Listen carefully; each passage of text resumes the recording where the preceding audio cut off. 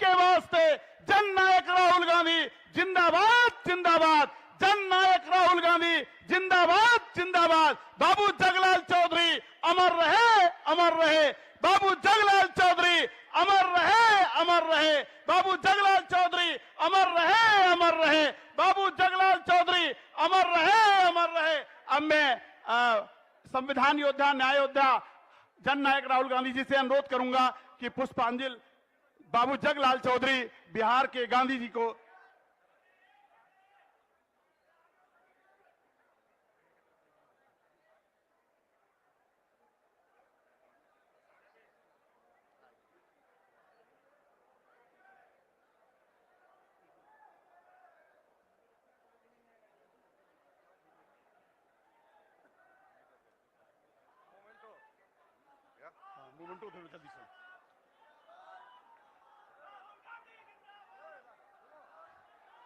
साथियों, मैं चाहता हूं कि हमारे बीच में माननीय प्रदेश अध्यक्ष अखिलेश सिंह जी और हमारे बिहार के प्रभारी मदन मोहन झा जी और भाई विनोद चौधरी जी को बैठने की जगह दें प्लीज।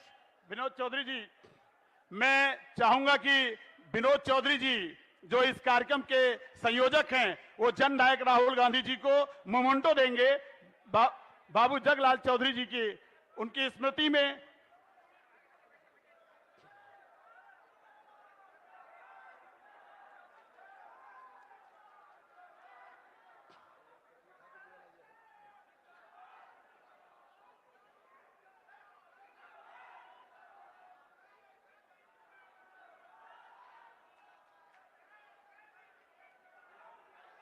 अब मैं चाहूंगा कि स्वागत करने के लिए मंजीत भाई जो है वो प्रतिमा देंगे।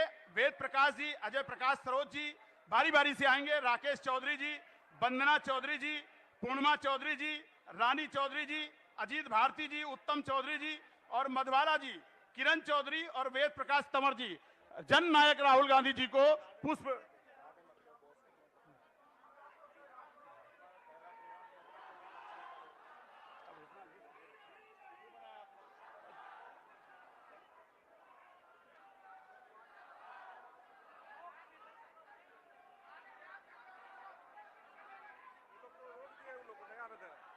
अब नहीं आएंगे, अब नहीं आ पाएगा। पहले से बोलता तो नहीं क्या।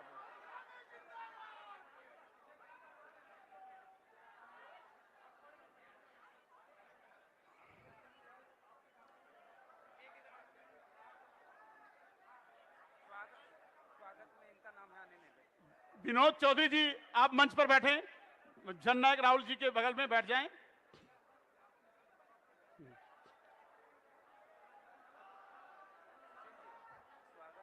अब नहीं आ पाएगा, अब नहीं हो पाएगा यार।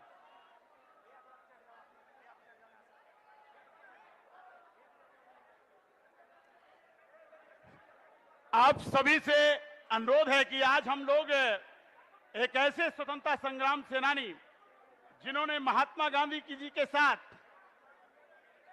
कंधे से कंधा मिलाकर के देश की आजादी की लड़ाई लड़ी थी, बिहार के गांधी बाबू जगलाल चौधरी जी, तो ऐसे कार्यक्रम में, आजादी के परवाने के कार्यक्रम में हम सब लोग विमर्श के लिए आए हैं। मैं सीधे आमंत्रित करता हूं भाई विनोद चौधरी जी को कि आज के इस कार्यक्रम के वे संयोजक हैं। मैं चाहूंगा कि आज जन नायक राहुल गांधी जी हम सबके बीच में हैं और हम सबको एक ऊर्जा देने वाले, जहां पर करोड़ों लोगों की उम्मीद और इस देश को बचाने और लोकतंत्र को बचाने के लिए, संविधान को बचाने के लिए आज हम सब लोग जो है योद्धा बनकर के यहां पर आए हैं। तो मैं भाई विनोद चौधरी जी को मैं आमंत्रित करना चाहूंगा। उसके पहले मैं चाहूंगा डॉक्टर हमारे बीच में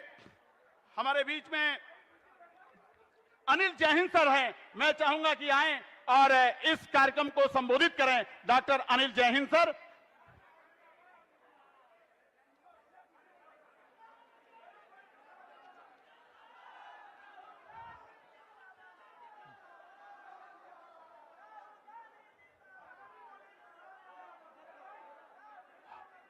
हमारे देश के करोड़ों वंचितों, शोषितों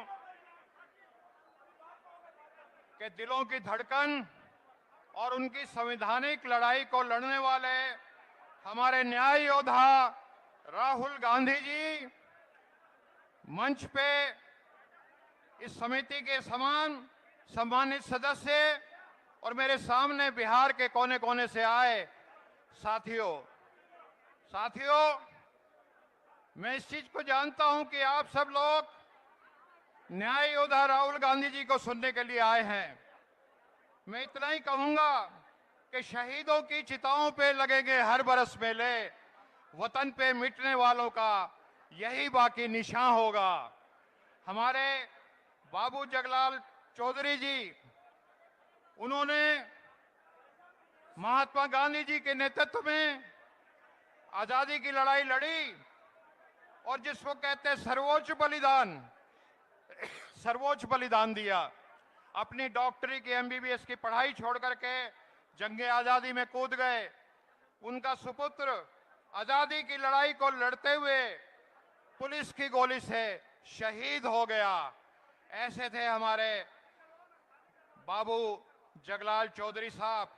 और एक बात हम सब जानते हैं कि बाबू जगलाल चौधरी साहब किसी एक समाज की लड़ाई नहीं लड़े, वो पूरे भारतवर्ष के तमाम धर्म को मानने वाले तमाम जातियों के लोगों की आजादी की लड़ाई लड़े।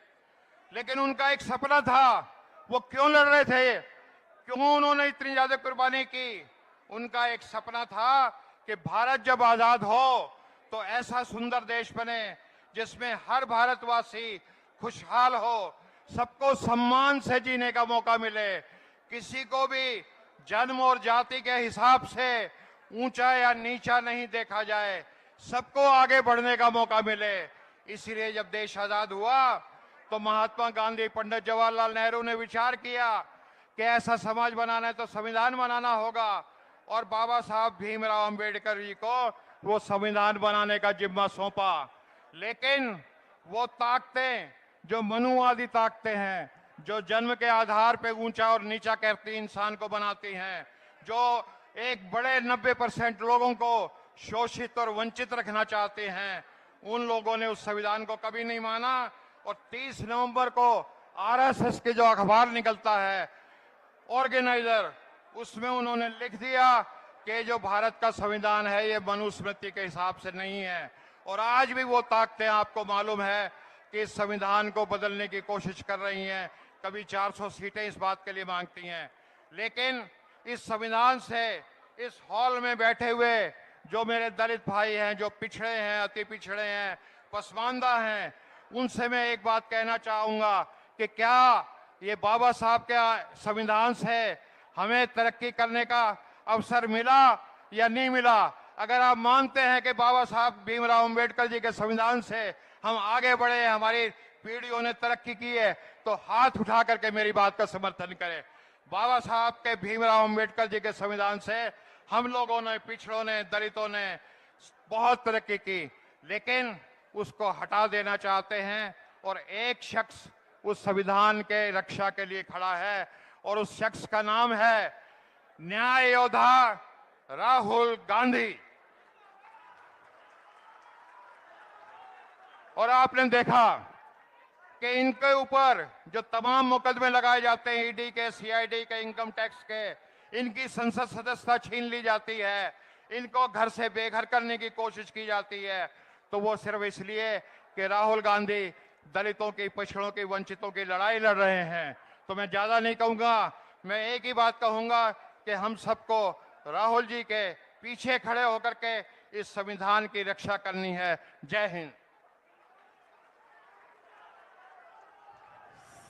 साथियों, जननायक राहुल गांधी जी हम लोग के बीच में हैं। मैं फिर चाहता हूं आप लोग नारा लगाएं, उठो बना लो रास्ते संविधान के वास्ते। संविधान चूंकि खतरे में है और जननायक राहुल गांधी जी करोड़ों लोगों की लड़ाई लड़ रहे हैं और हम सबको न्याय दिलाने के लिए, इसलिए आज जरूरत है कि हम कार्यक्रम के संयोजक बने। हमको आगे बढ़ना होगा और इस लड़ाई को, क्योंकि राहुल गांधी के साथ आपको चलना होगा। और आपको कोई बुलाता है, नहीं बुलाता है, लेकिन जननायक राहुल गांधी जी ने आपके लिए खिड़की भी खोली है, आपके लिए दरवाजे भी खोले हैं, आपके लिए रोशनदान भी खोला है। इसलिए मैं देश के सारे लोगों से हूं, वंचित समाज के लोगों, शोषित और वंचित लोगों, अगर आपके पुरखों ने आजादी की लड़ाई लड़ी है तो आज आजादी खतरे में है। और इसीलिए जगलाल चौधरी जाति के लिए नहीं लड़े थे, इस देश के लिए लड़े थे। 1937 से पहले 1942 में भारत छोड़ो आंदोलन में जिस तरह से उनके लड़के इंद्रपाल चौधरी को गोली मार दी गई थी, वो आजादी की लड़ाई में शहीद हो गए थे। और जगलाल चौधरी रोए नहीं थे, जेल से पैरोल पर आए और अपने बेटे की लाश देकर कहा कि मैं धन्य हो गया कि मेरा बेटा आज भारत माता के लिए शहीद हो गया। ऐसे जगलाल चौधरी को आज उनकी जयंती मनाने के लिए और आजादी के परवाने के लिए जननायक राहुल गांधी जी वंचित और शोषित समाज के बीच में आए हैं। इसलिए मैं विनोद चौधरी जी से आमंत्रित करूंगा, जो इस कार्यक्रम के संयोजक हैं, कि वो आए और इस आजादी के परवाने के इस कार्यक्रम को संबोधित करें। भाई आदरणीय विनोद चौधरी जी। धन्यवाद सर।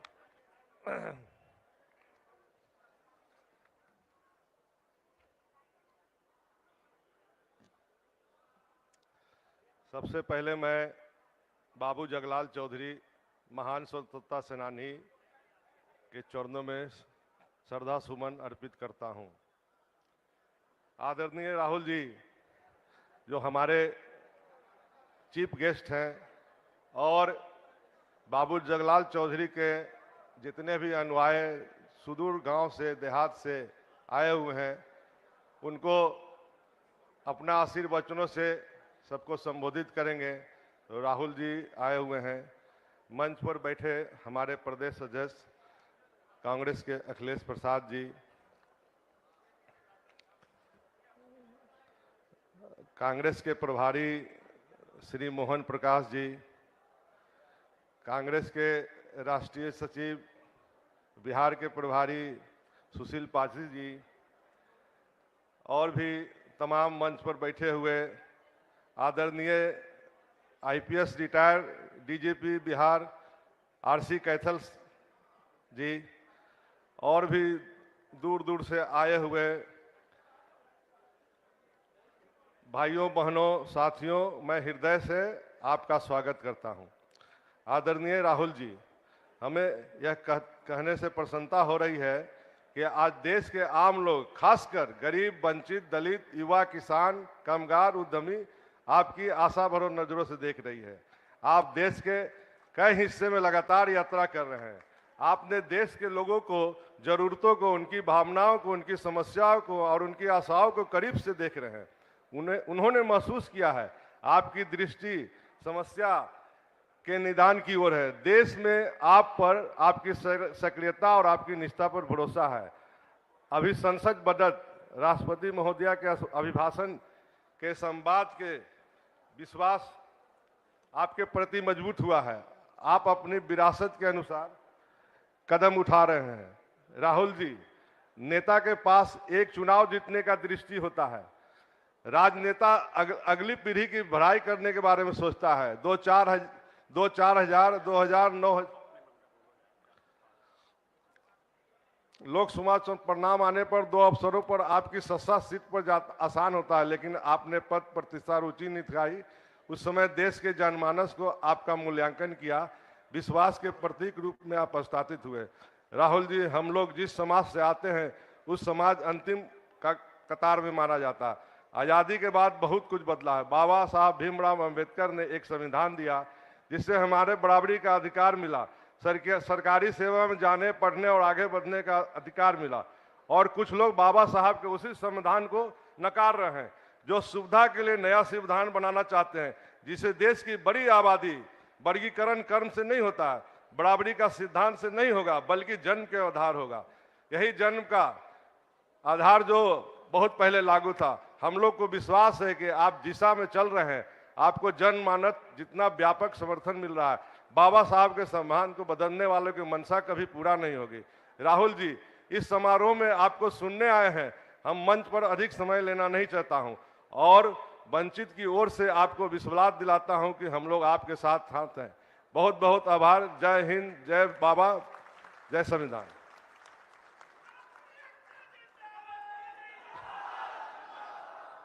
साथियों, बाबू जगलाल चौधरी जी के इस कार्यक्रम में जननायक राहुल गांधी जी बैठे हैं, क्योंकि अब इस देश में अन्याय के खिलाफ अगर कोई लड़ रहा है तो जननायक राहुल गांधी जी। इसलिए क्योंकि आज भी उसी तरह हजारों साल की तरह उन पर जुल्म जाती हो रही है। और बिहार की धरती पर मुझे जब यहां भेजा गया तो यहां पर हजारों लोगों ने, जो वंचित समाज के लोगों से मिलने के बाद मालूम हुआ कि यह सरकार ऐसी है जो आज अधिकारी कर्मचारियों के प्रमोशन को रोकने के लिए साजिश करती है, उनके पदों को फ्रीज कर देती है। दूसरे के समाज को तो प्रमोशन दिया जा रहा है, लेकिन जो वंचित समाज के लोग हैं, कानून के अड़चनों में लग करके इस देश में कभी जाति के नाम पर अगर कोई किसी जाति में जन्म लिया है, यह उसके बस में नहीं है। लेकिन जाति के नाम पर अगर उसका उत्पीड़न होगा, जाति के नाम पर उस पर अन्याय होगा, तो मैं यही कहना चाहता हूं कि इस देश के हर जाति धर्म के लोगों ने इस देश की आजादी की लड़ाई लड़ी थी। इस देश के हर जाति धर्म के लोगों ने संविधान बनाया और आज हर जाति धर्म के लोग जननायक राहुल गांधी के साथ चल पड़े हैं। तो आइए आजादी के परवाने सब मिल करके हम आमंत्रित करते हैं जननायक राहुल गांधी जी को। उससे पहले मैं 1 मिनट के लिए जननायक राहुल गांधी जी, हम सबको संबोधित करेंगे। जननायक राहुल गांधी जी।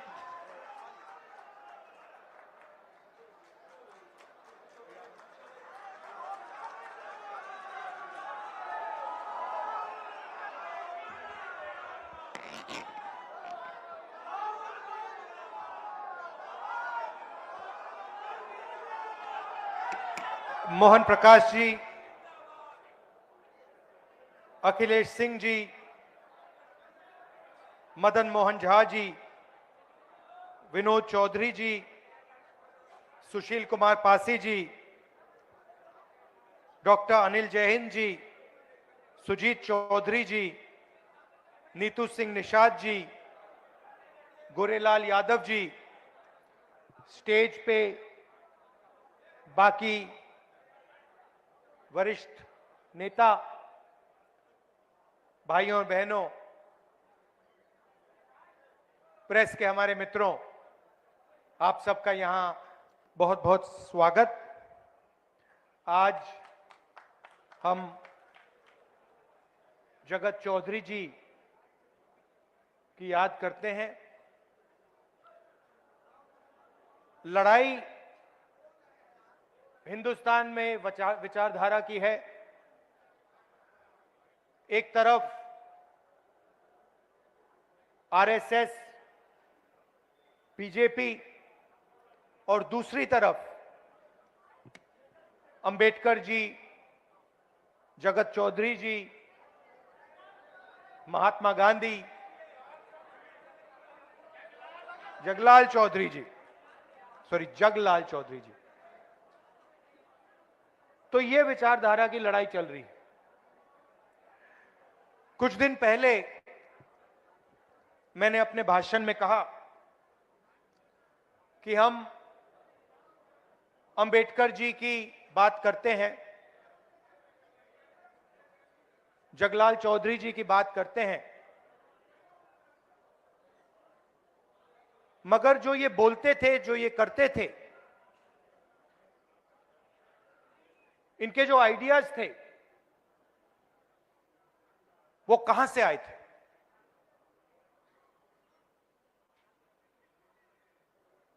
वो जो आपके दिल में जो दर्द था, दलितों के दिल में जो दर्द था, भैया भैया थोड़ा इस साइड हो जाइए।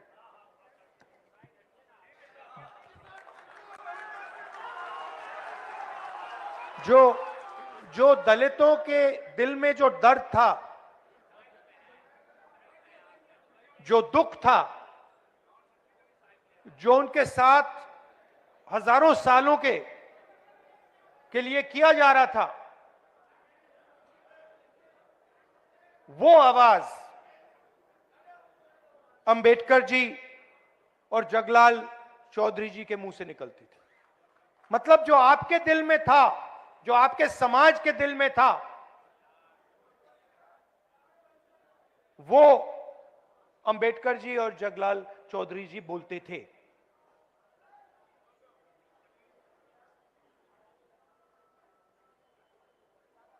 आजादी मिली,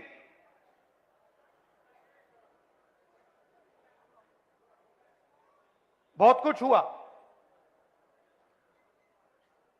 मगर मैं आपसे सवाल पूछना चाहता हूं।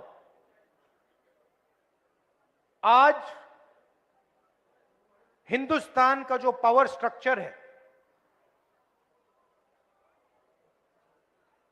जो इंस्टीट्यूशंस हैं, संस्थाएं हैं, चाहे वो शिक्षा का सिस्टम हो, स्वास्थ्य का सिस्टम हो, कॉर्पोरेट इंडिया हो, बिजनेस सिस्टम हो, जुडिशरी हो, इसमें आपकी भागीदारी कितनी है? लोग रिप्रेजेंटेशन की बात करते हैं, लोग कहते हैं कि हां, दलितों को रिप्रेजेंटेशन मिला, और यह सही है, रिप्रेजेंटेशन मिला, मगर पार्टिसिपेशन के बिना, पावर स्ट्रक्चर में शामिल होने के बिना रिप्रेजेंटेशन का कोई मतलब ही नहीं। मैंने आपको यहां स्टेज में बैठा दिया, 5 लोगों को यहां स्टेज में बैठा दिया, और फिर निर्णय पीछे से लिए जा रहे हैं, तो आपको स्टेज पे बैठाने का कोई मतलब ही नहीं है। आजकल फैशन बन रहा है कि भैया देखो, एमएलए को हमने इतने टिकट दे दिए, इस जात को इतने दे दिए, उस जात को इतने दे दिए। मोदी जी बोलते हैं हां, मगर फिर आपने जो पहले एमएलए की पार होती थी वो आपने छीन लिया। लोकसभा में आपने एमपी बैठा रखे हैं, लोकसभा का एमपी एक निर्णय नहीं ले सकता। मंत्री आपने बना दिए, मगर ओएसडी आरएसएस का बैठेगा। तो कंट्रोल का सवाल है, पार्टिसिपेशन का सवाल है, भागीदारी का सवाल है। रिप्रेजेंटेशन की जगह है, मगर मेरा सवाल दूसरा है। मेरा सवाल यह है कि मैंने कहा कि ये हमारे मीडिया के मित्र हैं। उदाहरण देता हूं, मैंने कहा ये मीडिया के मित्र हैं,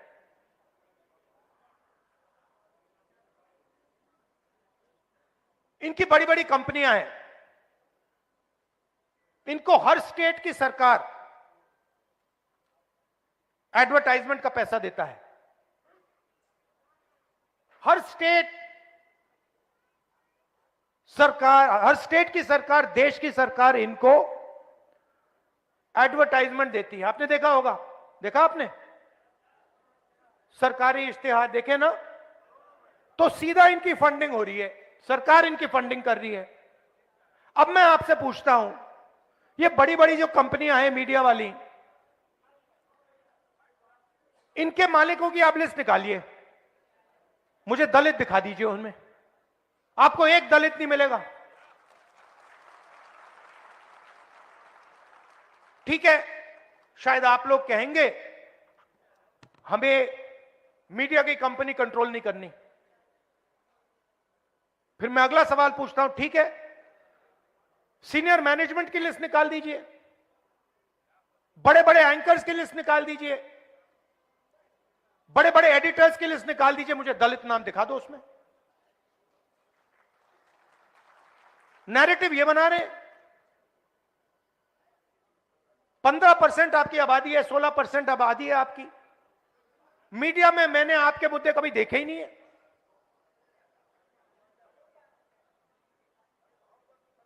मैं हिंदुस्तान के एजुकेशन सिस्टम में पढ़ा हूं, दलितों के बारे में हिस्ट्री की किताब में मैंने 2-3 लाइन पढ़ी थी। क्या आपकी हिस्ट्री नहीं है क्या? 2 लाइन हिस्ट्री की किताब में 2 लाइन थी, दलित और अनटचेबिलिटी। 2 लाइन से आपका दर्द मिट जाएगा क्या? मैं आपको एक कहानी बताता हूं, बहुत सुंदर कहानी बताता हूं आपको, आप हैरान हो जाओगे। आजकल स्टूडेंट्स जाते हैं, अमेरिका जाते हैं ना, पढ़ने जाते हैं। अमेरिका के बड़े बड़े कॉलेजेस हैं। तो अमेरिका में एक कॉलेज का एंट्रेंस एग्जामिनेशन होता है, एसएटी एग्जामिनेशन। नाम सुना आपने? सुना है?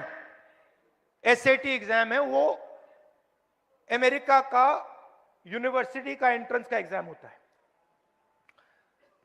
जब वो पहले एग्जाम बनाया गया और स्टूडेंट्स ने लिया, तो जो गोरे स्टूडेंट्स थे उनका परफॉर्मेंस बहुत अच्छा था, और जो अफ्रीकन अमेरिकन थे उनका परफॉर्मेंस बिल्कुल बेकार था। मैं बहुत गहरी बात बोल रहा हूं, इसको अच्छी तरह सुनिए। तो जब नया एग्जाम आया, गोरों को फर्स्ट डिवीजन, सारे के सारे बेस्ट परफॉर्मर्स गोरे, और जो काली चमड़ी वाले थे, अफ्रीकन अमेरिकन थे, उनका परफॉर्मेंस बिल्कुल बेकार, वो फेल हो रहे हैं। पहले गोरों ने कहा कि गोरे लोग ज्यादा इंटेलिजेंट हैं, ज्यादा होशियार हैं,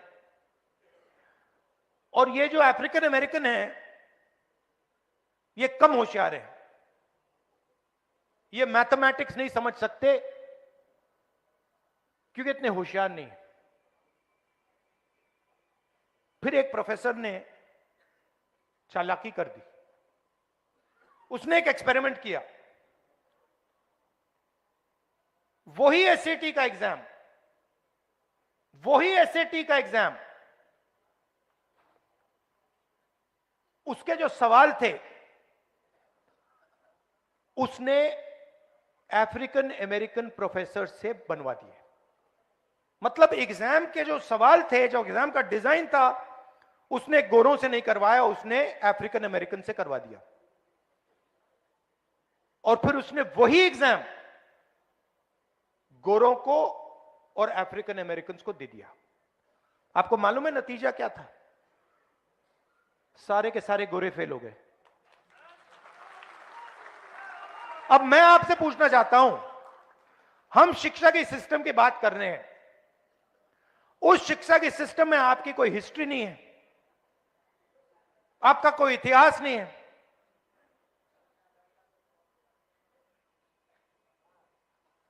क्या दलित प्रोफेसर्स एग्जाम लिख रहे हैं हिंदुस्तान में? बोल रहा हूं बॉस, इसलिए आया हूं, बोलने ही आया हूं मैं।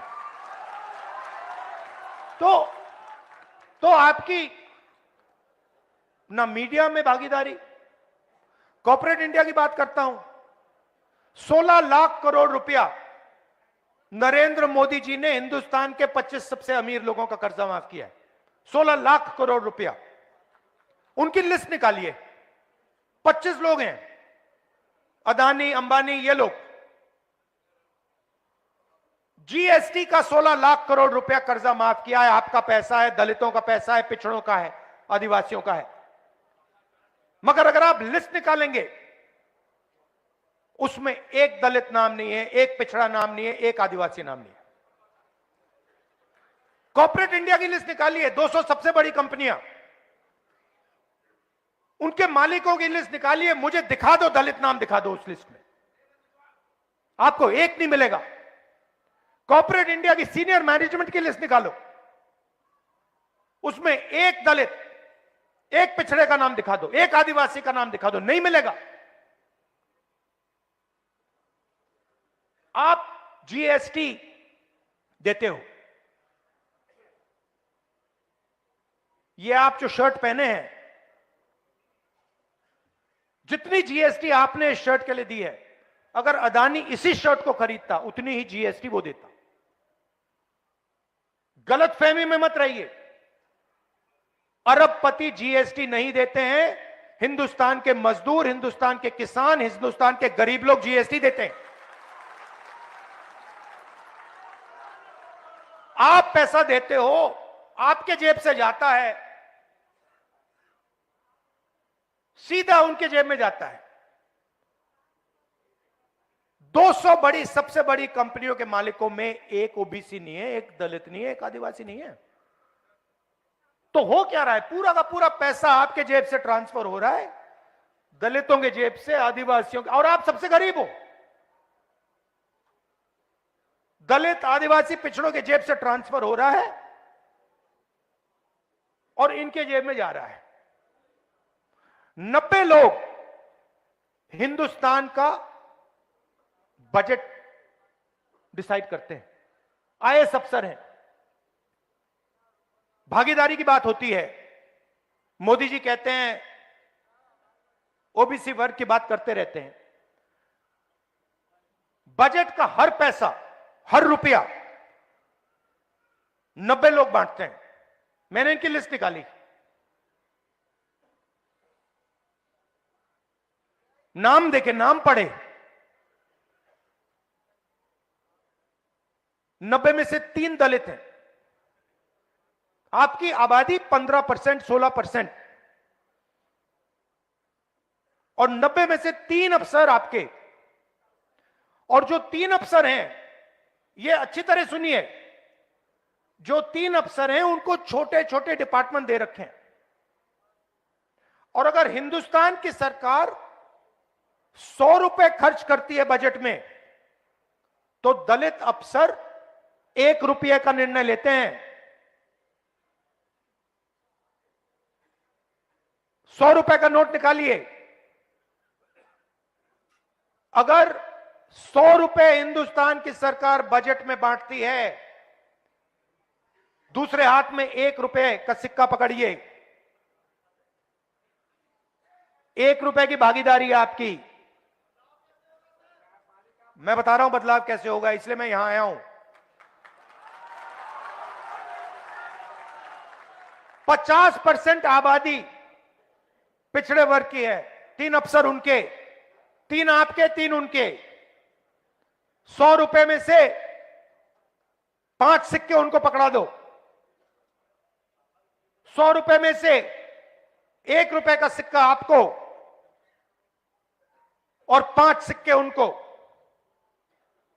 और आदिवासियों की आबादी 9%, उनको 1 रुपए भी मत दो, उनको फेंक के ऐसे 10 पैसे दो। मतलब सब मिलाकर, दलित, आदिवासी, पिछड़ा वर्ग सब मिलाकर हिंदुस्तान में आपकी भागीदारी 100 रुपए में से 6 रुपए 10 पैसे।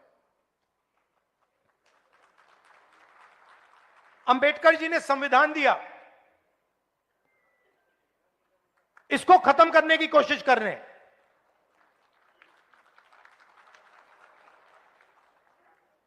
जो आपको बजट में 6.5 रुपए, 6 रुपए 10 पैसे की भागीदारी, वो भी छीनने की कोशिश कर रहे हैं।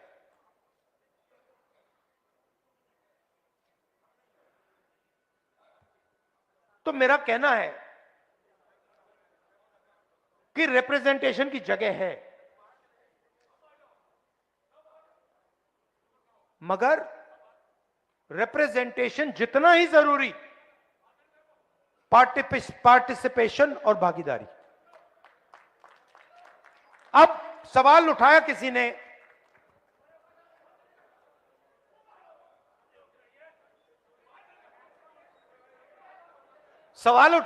ने, कि आगे क्या करना है, रास्ता क्या है। मैं बताता हूं आपको। सबसे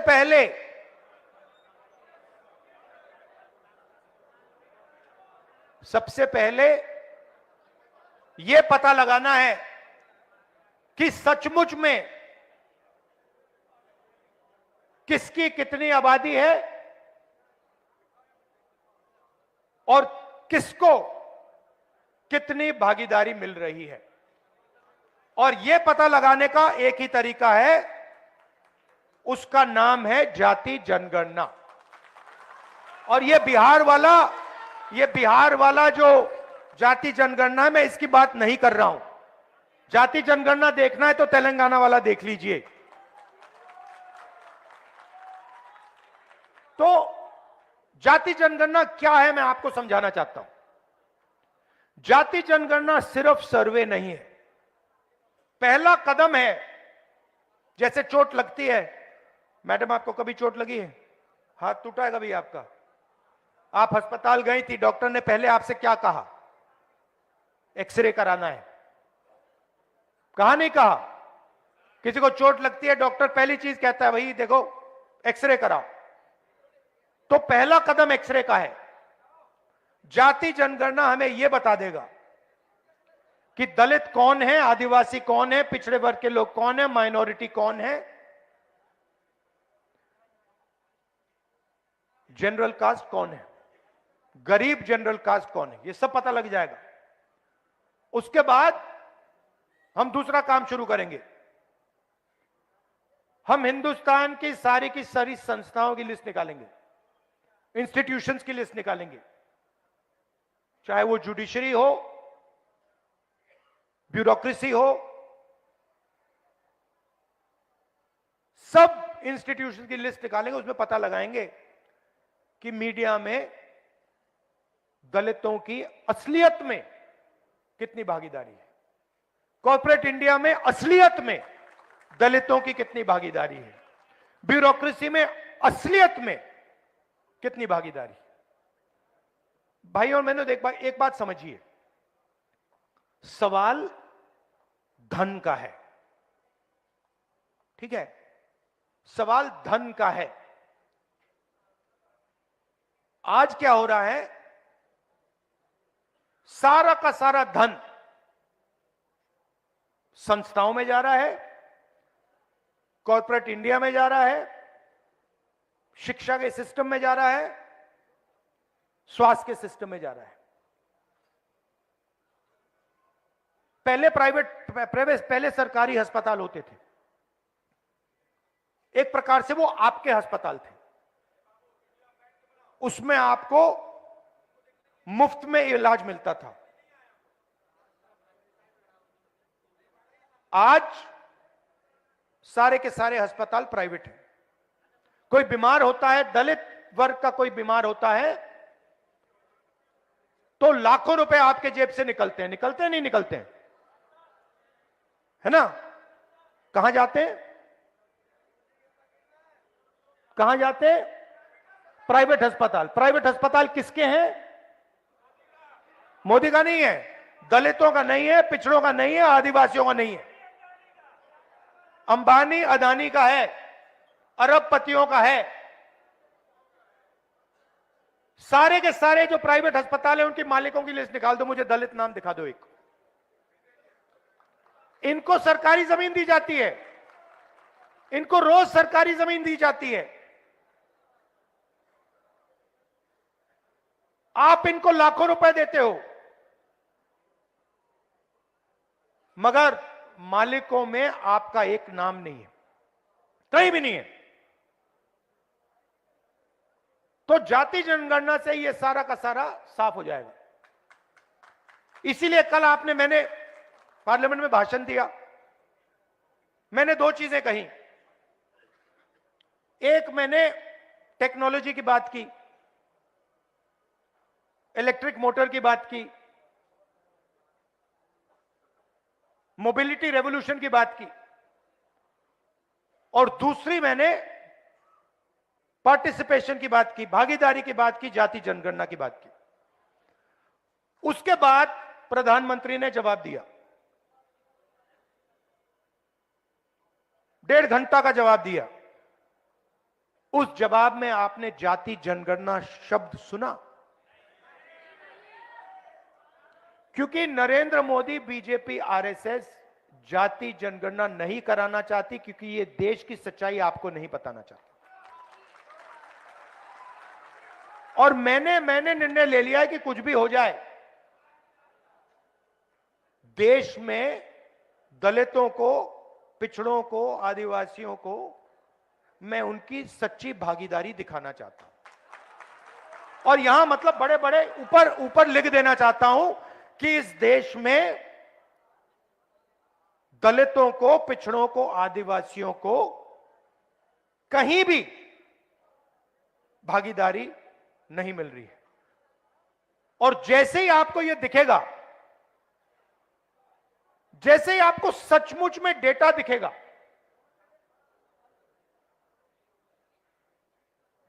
फिर हिंदुस्तान की असलियत, हिंदुस्तान का हर एक नागरिक, हर एक दलित, हर एक पिछड़े वर्ग, हर एक आदिवासी सब समझ जाएंगे।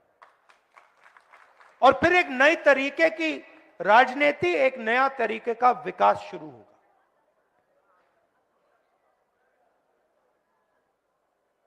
इसलिए मैं यहां आया। आप कह रहे थे, आपने मुझे बुलाया, आप कह रहे थे कि दिल्ली का चुनाव है। हां, दिल्ली का चुनाव है, उसकी जगह है, मगर यह भी फंक्शन बहुत जरूरी है। तो मैं वोट डालकर सीधा यहां आ गया।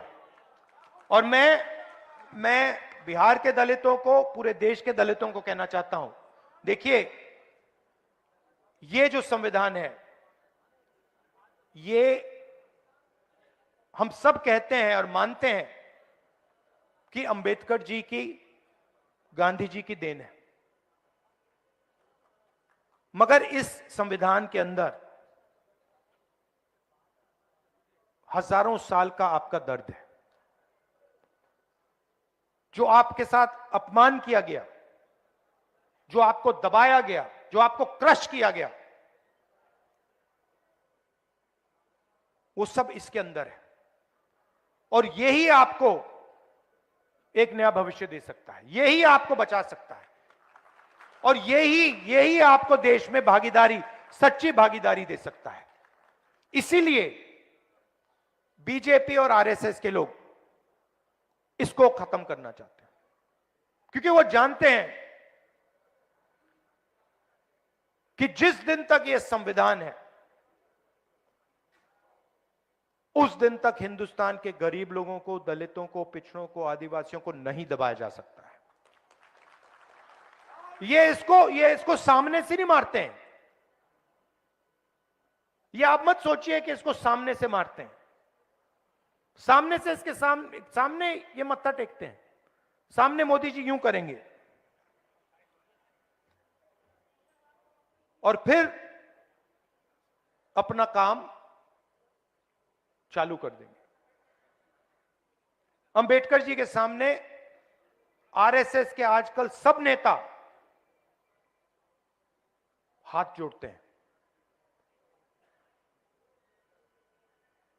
मगर हाथ जोड़ते वक्त जिस चीज के लिए अंबेडकर जी लड़े, जिस चीज के लिए अंबेडकर जी ने अपनी जिंदगी दी,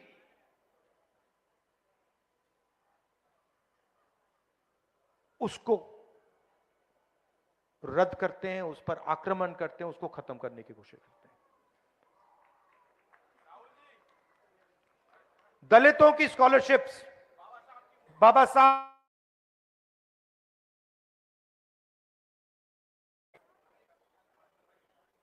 आदिवासियों की, दलितों की स्कॉलरशिप्स को खत्म कर देते हैं, रोहित वेमुला को मार देते हैं, और फिर अंबेडकर जी के सामने जाके हाथ जोड़ते हैं। इसका कोई मतलब नहीं है। तो मैं ये आपसे कहना चाहता था कि हम आपके साथ हैं, और मैं ऐसा दिन देखना चाहता हूं जब हिंदुस्तान की हर संस्था में, हर सिस्टम में, लीडरशिप लेवल पे, कोने में नहीं, पीछे नहीं, लीडरशिप लेवल पर दलित, आदिवासी, पिछड़े लोग दिखें। मैं देखना चाहता हूं, मैं वो दिन देखना चाहता हूं जब हिंदुस्तान की टॉप 10 कंपनीज का मालिक दलित, पिछड़े वर्ग से हो, आदिवासी वर्ग से हो। और मैं उसके लिए लड़ रहा हूं, और लड़ता रहूंगा। आप सबका बहुत बहुत धन्यवाद कि आप यहां आए। धन्यवाद, नमस्कार, जय हिंद।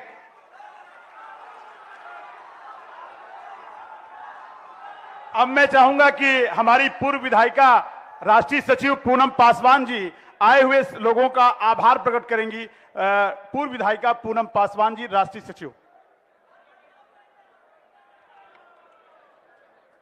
हमारे आज जगलाल चौधरी जी की आजादी के शुभ अवसर पर हमारे आए हुए हमारे आदरणीय नेता राहुल गांधी जी और हमारे बिहार प्रदेश के अध्यक्ष अखिलेश प्रसाद सिंह जी और हमारे बीच विनोद चौधरी जी और एआईसीसी के सेक्रेटरी हमारे पासी जी और हमारे विधानमंडल के नेता विनोद चौधरी जी और हमारे बीच हमारे प्रभारी मोहन प्रकाश जी और तमाम हमारे बैठे हुए यहाँ सभी आदरणीय जनतागण। बिहार में ही नहीं पूरे देश में दलितों को 15% आरक्षण मिला है, लेकिन सिर्फ नाम मात्र का आरक्षण है। बिहार में आज कर्मचारी से लेके कोर्टों में, उसके बाद शिक्षकों में सिर्फ मात्र दलितों को 2% भागीदारी मिली है। हमारी भागीदारी 13% आज बिहार में लुप्त है। मैं आपसे और हमारे जितने भी पासी समाज से, हमारे पिछड़े समाज, दलित समाज, बाबा भीमराव अंबेडकर जी ने कहा था कि अगर आपको आरक्षण चाहिए तो एकजुट होनी पड़ेगी। तो हमें सभी दलित, पिछड़ा, आदिवासी समाज के लोगों को अगर हम लोग एकजुट होके अगर हम लोग लड़ाई लड़ेंगे तभी हमारी भागीदारी सुनिश्चित होगी, नहीं तो हम लोग बैठते रहेंगे, हमारा अधिकार को छीना जाएगा। हमें अधिकार के नाम पे सिर्फ लड़ाने और धर्म की राजनीति जो आदरणीय मोदी जी करते हैं, इससे हम लोगों को बचने की जरूरत है। इसीलिए तमाम लोग आए हुए, मैं तमाम लोगों को अपनी इस आजादी के, हमारी आजादी में जगलाल चौधरी जी ने जो योगदान और जो भागीदारी दिए हैं, आप उनकी आजादी को जाया नहीं जाने दे। और ये शराबबंदी उनके अपने कार्यकाल में हुआ था। आज बिहार में शराबबंदी नीतीश कुमार जी जो ढिंढोरा पीटने का काम कर रहे हैं, ये कांग्रेस पार्टी ने पूर्व में ही करके बता दिया था कि शराबबंदी दलितों के लिए, पिछड़ों के लिए कितनी जरूरत है, नहीं तो घर उजड़ रहा था, महिलाएं प्रताड़ित हो रही थी। इसी के साथ मैं तमाम लोगों को, आए हुए को मैं बहुत बहुत, और मंचासीन को मैं सभी को धन्यवाद देती हूँ। जय हिंद, जय जगलाल चौधरी जी, धन्यवाद।